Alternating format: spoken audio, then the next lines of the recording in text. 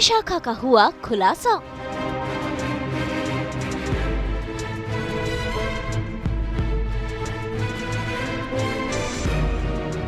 विशाखा ने किया मन्नत पर वार।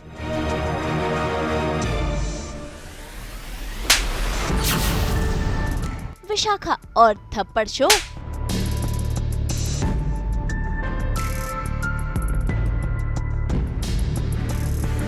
कलर्स टीवी के सीरियल मन्नत में हो रहा है हाई वोल्टेज ड्रामा, जहां सभी घर वालों के सामने विशाखा की सच्चाई आ गई है और ये सच सामने लाने वाली कोई और नहीं बल्कि मन्नत ही है। ऐसे में धैर्य ने भी मन्नत का साथ दिया था और अब धैर्य देखिए खुद ही अपनी माँ को खरी खोटी सुना रहा है, क्योंकि अपनी माँ का असली चेहरा जो उसके सामने आ गया है। मान लीजिए इन लोगों की बात, वरना आज मैं अपने फर्ज के आगे किसी की नहीं सुनूंगा, किसी और को नहीं चुनूंगा। मैं बदकिस्मती से ना मुझे आपको हथकड़ी लगाकर यहाँ से ले जाना पड़ेगा। तू मुझे हथकड़ी पहनाएगा, अपनी माँ को गिरफ्तार करेगा तू धैर्य? तुझे समझ में क्यों नहीं आ रहा? इन लोगों की बात सुन रहे हो, तू समझ दे रही, ये लोग तेरे मन में मेरे खिलाफ जहर घोल रहे हैं। इन्होंने मुझे, मेरे अमन को तो पहले मुझसे छीन लिया और अब मुझे भी मेरे खिलाफ करे। क्यों नहीं समझ रहे तू? धैर्य जरा सोच, अगर मैंने इन लोगों की शर्त मान ली ना तो विक्रांत को कभी भी अपनी असली पहचान नहीं पता चलेगी। मैंने अपने छोटे भाई को सच नहीं बोला, लेकिन किस मुंह से उसको ये बोलूं कि तेरी माँ ने तुझे बचपन में ही सौदा कर दिया। दुनिया दुख देना, दुनिया धोखा दे, बर्दाश्त हो जाता है। दुनिया में लाने वाली अपनी माँ धोखा देना, सांस लेना मुश्किल हो जाता है। ऐसे मेरे लिए हो रहा है। ऐसे में धैर्य और विशाखा के बीच मल्ला आती है, लेकिन देखिए कैसे मन्नत मल्ला को बराबर से सबक सिखाती है और मल्ला की बोलती बंद कर देती है। मुझे विश्वास होना बंद हो गया कि आप ऐसा कर सकती हैं मेरे साथ। धैर्य, मेरी बात सुनो प्लीज। धैर्य, सुनो, मैं नहीं जानती मन्नत ने तुमसे क्या कहा है, पर मैं तुम्हें सच बताती हूँ। मेरी बात शट अप। तू चुप कर मन्नत, प्लीज धैर्य मेरी बात का यकीन करो। शट अप, चुप कर मन्नत। तू ना चले, तू चुप नहीं होगी ना। चलो जी, मैं नीचे बैठ। मन्नत क्या है तो तू चुप बैठो उल्टा।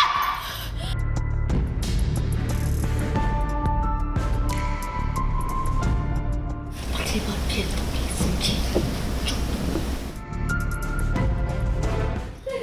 तुझे क्या हो गया? क्या बोल रहा है? पता नहीं इस लड़की ने क्या जादू कर दिया है तुझ पे, जो तू इसी की बात सुनने में नहीं सुनी नहीं रहा। और ये औरत जो कोई भी है, मैं नहीं जानती हूँ इसे, ये कौन है? इस औरत को ना जरूर ये मन्नत लेकर आई होगी किसी नाटक कंपनी से। और तू इसकी बात पर भरोसा कर रहा है? अरे ये लोग तो चाहते हैं कि हमारा अमन हमारे पास वापस नहीं आए। अमन नहीं हो, समझिया?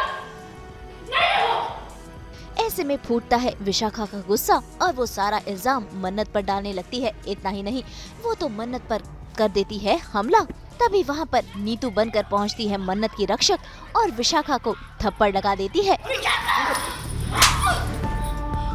हिम्मत कैसे हुई तुम्हारी मेरी बेटी को हाथ लगाने की? कैसे हुई हिम्मत? बहुत नौटंकी झेली मैंने, लेकिन खबरदार अगर मेरे पुत्र और मेरी बेटी को आंख उठाकर देखा ना तो पापा ने नीतू सब जगह ऐसा रूप देखोगी ना जो तुमने सपने में भी नहीं सोचा होगा। अब मुझे ना किसी बात का डर नहीं रहा है, किसी बात का, समझे? धैर्य उसे इतना कुछ सुना रहा है, मन्नत उसे सुना रही है, तो वो मन्नत को धक्का देने की कोशिश करती है। तो मुझे बहुत गुस्सा आता है और मैं उसे विशाखा को एक थप्पड़ मारती हूँ और कहती हूँ कि हिम्मत कैसे की तुमने मेरी बेटी को हाथ लगाने की। और उसे सुनाती हूँ कि तुम जैसी लालची औरत को तो मैं अपना बेटा कभी नहीं दूँगी, तुम 100 जन्म ले लोगी तब भी नहीं दूँगी। और धैर्य से माफ़ी मांगती हूँ कि मुझसे गलती हुई कि मैं तुम्हें विक्रांत के साथ लेकर नहीं आई, तुम्हें भी अपना बेटा बनाती।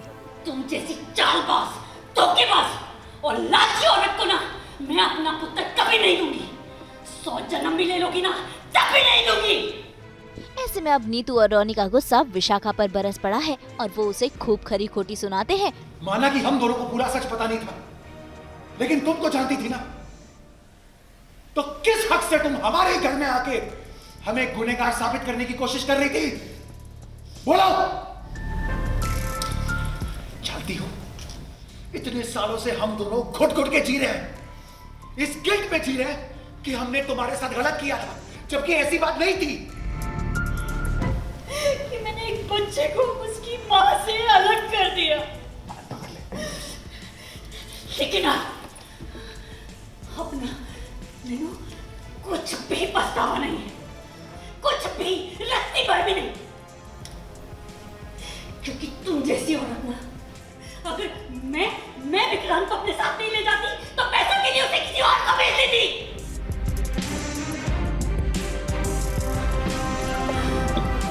अमन के साथ मैंने तुझे को क्यों नहीं लिया?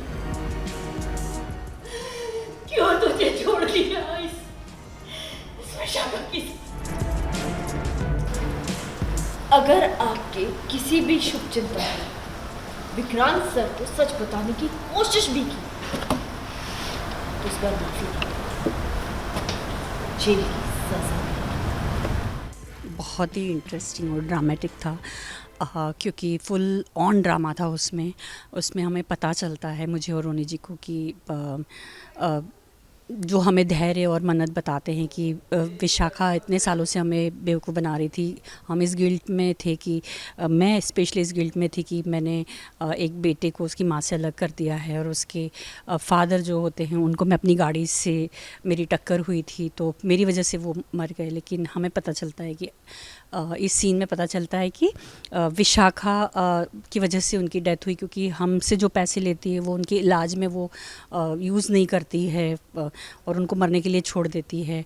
और विशाखा ही ने प्लान करके विक्रांत अमन हमें दिया होता है, क्योंकि मुझे देखती है कि मैं कैसे उस बच्चे के लिए तड़प गई हूँ कि ये मेरा विक्रांत है, तो वो हमें बेच देती है इस तरह से। तो वो पता चलता है और मैं उसमें आ जाती हूँ कि इतने सालों का, मैं और रोनी जी दोनों, कि इतने सालों का गिल्ट हमारा ख़त्म हुआ। तो भाई अब असली टास्क तो ये है कि सभी लोगों को मिलकर विक्रांत को सारा सच बताना है। अब देखना होगा इन सब पे विक्रांत कैसे रिएक्ट करता है, क्योंकि विशाखा की पोल तो खुल चुकी है।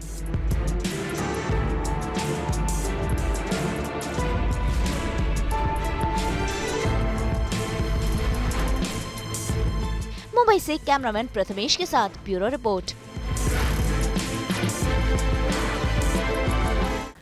हम तो लेकर ही आते हैं आपके लिए 24/7 एंटरटेनमेंट की गुड न्यूज़। तो अगर आपको ये वीडियो पसंद आया है आप इसे लाइक करें, कमेंट देके अपनी राय ज़रूर दें। ऐसे ही एक्सक्लूसिव कंटेंट के लिए हमारे चैनल को सब्सक्राइब ज़रूर करें। अगर आप यही वीडियो फेसबुक पर देख रहे हैं तो हमारे फेसबुक पेज को भी लाइक करें। नाम तो आप सब जानते ही हैं, सास बहू और बेटियाँ, जहाँ हम लेकर आते हैं आपके लिए 24/7 एंटरटेनमेंट की गुड न्यूज़।